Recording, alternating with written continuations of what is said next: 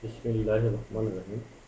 আমি মোহাম্মদ মোজাম্মেল হক, প্রভাষক, ইতিহাস, সোনাইচন্ডী কারিগরি মহাবিদ্যালয়, নাচল চাঁপাইনবাবগঞ্জ এর পক্ষ থেকে একাদশ ও দ্বাদশ শ্রেণীর সুপ্রিয় শিক্ষার্থী তোমাদের প্রতি রইল আন্তরিক শুভেচ্ছা ও অভিনন্দন। আশা করি তোমরা সকলে ভালোই আছো। আজকে আমি তোমাদের সামনে 1857 সালে সিপাহী বিদ্রোহের ফলাফল ও ব্যর্থতা নিয়ে আলোচনা করব। ইতিপূর্বে আমি তোমাদের এ বিষয়ে অর্থাৎ 1857 সালের কারণসমূহ নিয়ে আলোচনা করেছিলাম। আশা করি সেইগুলো তোমরা মনোযোগের সহিত বাসায় পড়াশোনা করে সেই বিষয়গুলো সংশ্লিষ্টভাবে তোমরা প্রাপ্ত হয়েছ এবং পরীক্ষার উপযোগী করে নিজেদেরকে তৈরি করেছ। তোমাদের একটি কথা মনে রাখতে হবে, করোনা পরিস্থিতির পর্যবেক্ষণের মাধ্যমে সংশ্লিষ্ট শিক্ষা মন্ত্রণালয় তোমাদের পরীক্ষা নেওয়ার বিষয়টা যে কোনো সময় ভাবে এই বিষয়ে তোমাদের সতর্ক থাকতে হবে। তো স্বাভাবিকভাবে প্রত্যেকটা বিদ্রোহ বা আন্দোলনের যেমন বহুবিধ কারণ থাকে, ঠিক তেমনি তার কিছু ফলাফলও থাকে। এই আন্দোলন বা বিদ্রোহের ফলাফলের পাশাপাশি ঠিক তেমনি কিছু ব্যর্থতাও থাকে। তো সুপ্রিয় শিক্ষার্থী, আজকে আমি তোমাদের 1857 সালে সিপাহী বিদ্রোহের ফলাফল ও ব্যর্থতা নিয়ে আলোচনা করছি। তোমরা মন দিয়ে শোনো, তাহলে তোমরা এগুলো ক্লিয়ার বুঝতে পারবে। 1857 খ্রিস্টাব্দের বিপ্লব ছিল সিপাহী ও সাধারণ জনতার অভ্যুত্থান। এই বিদ্রোহ ব্রিটিশ শাসনের ভিত কাঁপিয়ে দেয়। এর ফলাফলগুলো ছিল এই ধরনের। 1857 খ্রিস্টাব্দে সিপাহী বিদ্রোহের ফলে ভারতের শাসন ব্যবস্থায় বিরাট পরিবর্তন ঘটে।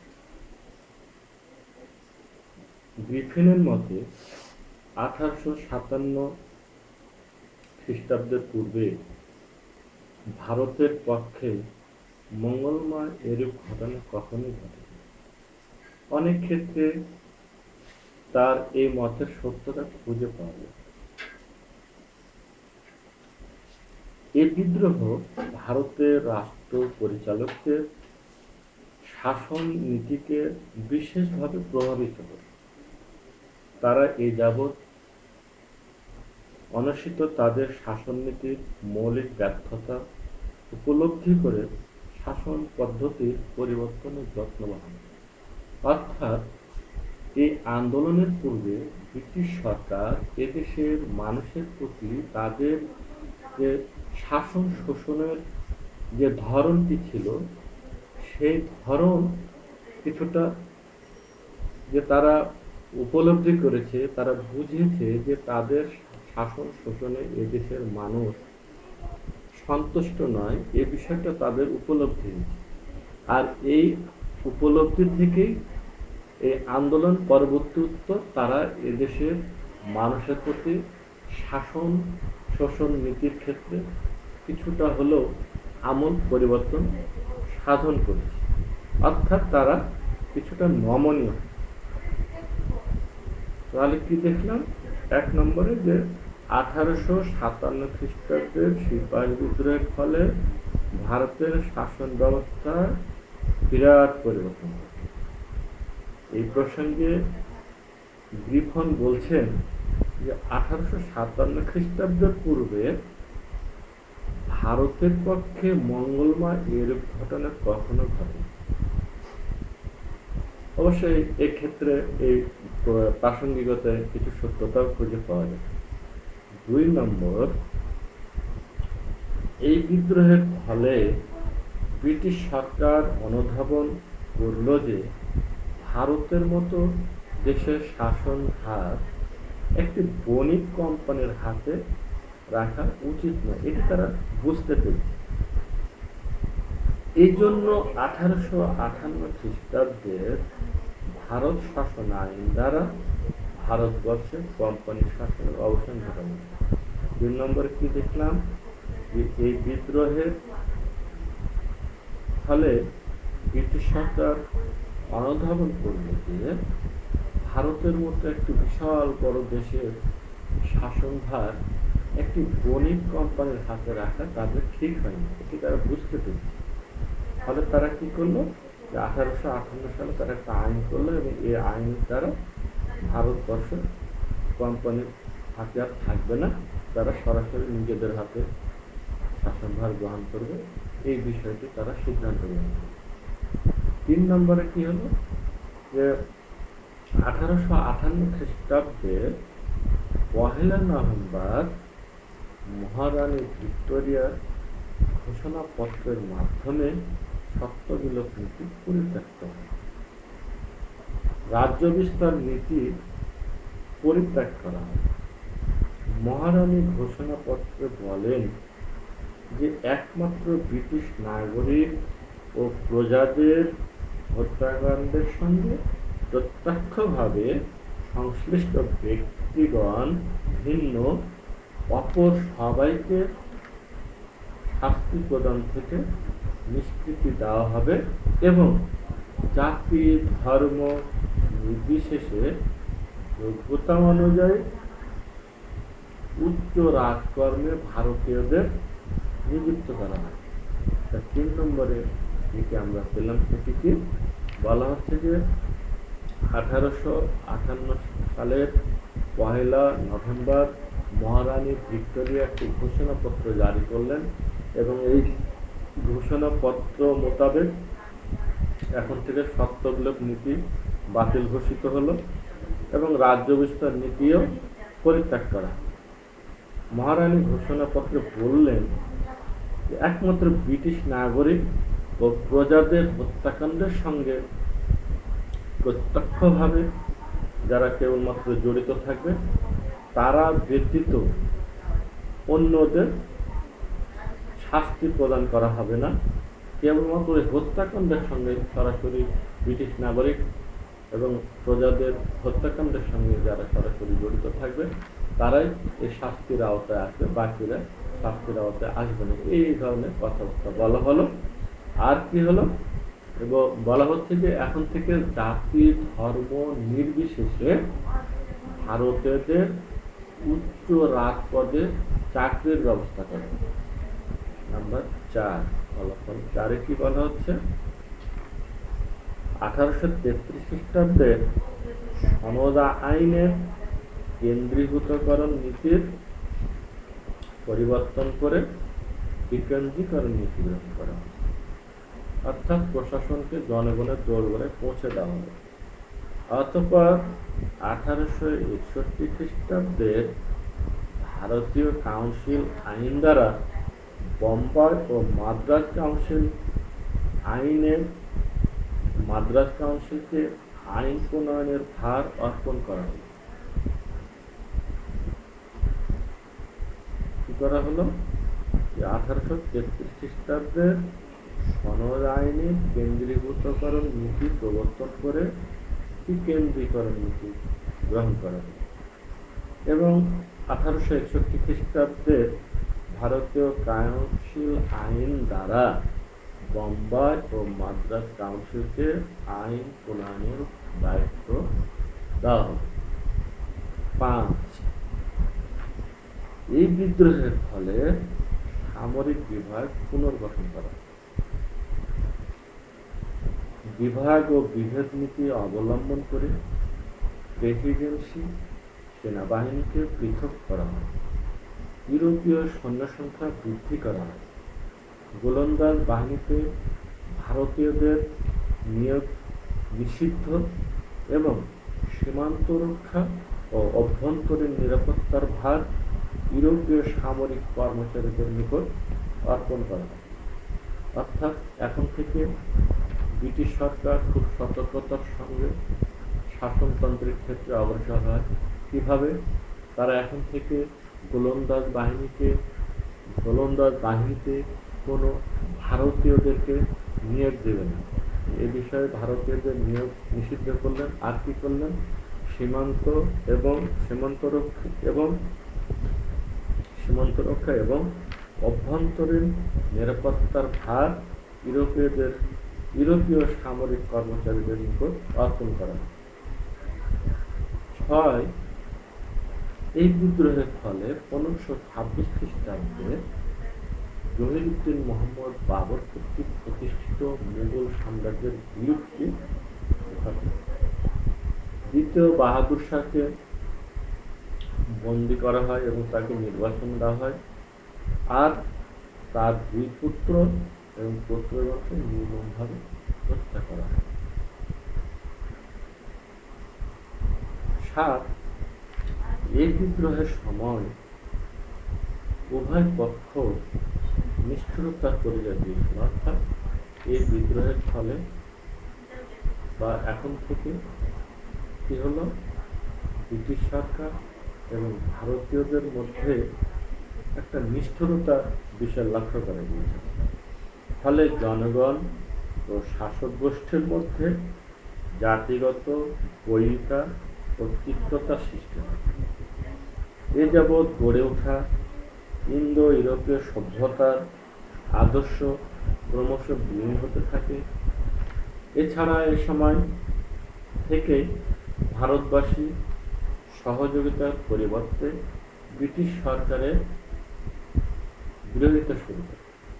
এতদিন লক্ষ্য করা গিয়েছিল যে ভারতীয় এবং ব্রিটিশ সরকারের মধ্যে যে একটি শীতল সম্পর্ক ছিল, এই বিদ্রোহের পর থেকে সেটি অবসান হয় এবং ভারতের জনগণ এবং সরকারের মধ্যে একটি তিক্ততা ও বৈরিতা তৈরি হয়।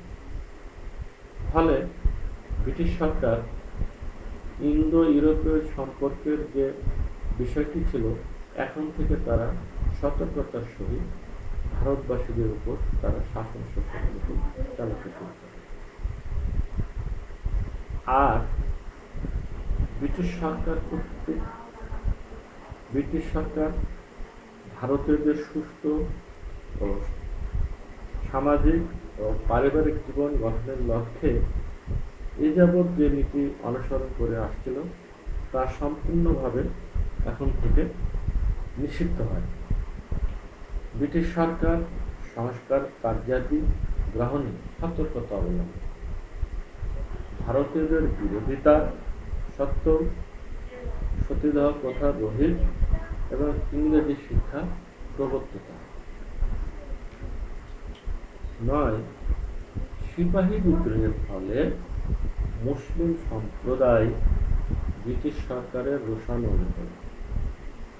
বহু ইংরেজ রাজপুরুষের ধারণা ছিল যে মুসলিম সম্প্রদায় তাদের হারানো রাজনৈতিক অধিকার পুনরুদ্ধারের জন্যই এই বিদ্রোহে যোগ দেয়। এই অপরাধের জন্য বেশ কিছু কাল তারা মুসলিমদের দিকে মুখ ফিরিয়ে নেয়। অর্থাৎ ব্রিটিশ সরকার একটা স্পষ্ট ধারণা তাদের হয় যে এই 1857 সালের সিপাহী বিদ্রোহের মূলত মুসলমানেরাই বেশি আগ্রহ ছিল তাদের, এবং মুসলমানেরা এখন থেকে ব্রিটিশ সরকারের রোষানলে। 10 এই বিদ্রোহের পর ভারতের সামাজিক ক্ষেত্রে পরিবর্তন আসে। হিন্দুরা পাশ্চাত্য সাহিত্য ও বিজ্ঞান সর্বান্তকরণে গ্রহণ করে আধুনিকতার পথে অগ্রসর হতে থাকে। অর্থাৎ এই বিদ্রোহের পর ভারতের সামাজিক ক্ষেত্রে একটি পরিবর্তন আসে। হিন্দুরা বিশেষ করে পাশ্চাত্য সাহিত্য ও বিজ্ঞান সর্বান্তর গ্রহণ করে আধুনিকতার পথে অগ্রসর হতে থাকে। সর্বোপরি এই সংগ্রামের ফলে জনগণ অধিকার স্বতন্ত্র হয়ে ওঠে এবং ক্রমান্বয়ে বিভিন্ন আন্দোলন সংগ্রামের মধ্য দিয়ে 1947 খ্রিস্টাব্দে ইংরেজ শাসনের পতন ঘটে। সুপ্রিয় শিক্ষার্থী, আমরা 1857 সালে সিপাহী বিদ্রোহের ফলাফলে যে বিষয়গুলো লক্ষ্য করলাম, সেখানে আমরা দেখলাম যে ব্রিটিশ সরকার এতদিন ভারতবাসীর প্রতি যেই ধরনের শাসনতান্ত্রিক রোল উপস্থাপন করেছিল, তারা এই আন্দোলনের মাধ্যমে তাদের দীর্ঘদিনের শাসন নীতি দুর্বলতাগুলো তারা বুঝতে পারল এবং এখন থেকে তারা পরবর্তীতে শাসনতন্ত্রের ক্ষেত্রে সতর্কতার সাথে তারা সব কিছু বিবেচনা করতে শুরু করল। এবং এই আন্দোলনের ফলে আমরা যেটি লক্ষ্য করলাম যে ব্রিটিশ সরকার এবং ভারতবাসীদের মধ্যে একটি বৈরিতা, একটি তিক্ততার চিত্র খুঁজে পাওয়া যায়।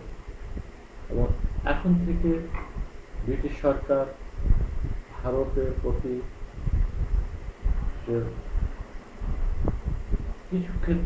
কিছু ক্ষেত্রে উদারনৈতিক মনোভাব যেটি ছিল, এখন থেকে সেটি তারা কঠোরতা আরোপ করতে শুরু করল। এই বিষয়গুলো আমরা লক্ষ্য করলাম। আর মূলত এই বিদ্রোহটি ছিল সিপাহী ও সাধারণ জনতার অভ্যুত্থান। এখন আমরা 1857 খ্রিস্টাব্দের আন্দোলন পুরোপুরি ব্যর্থ হয়েছিল, এই বিষয়টি আমরা আলোচনা করব। অবশ্য এই আন্দোলন ব্যর্থতা পর্যবসিত হলেও সুদূর প্রসারী কিছু ফলাফল ছিল। এখন আমরা 1857 সালের সিপাহী বিদ্রোহে ব্যর্থতার দিকগুলো তুলে ধরছি।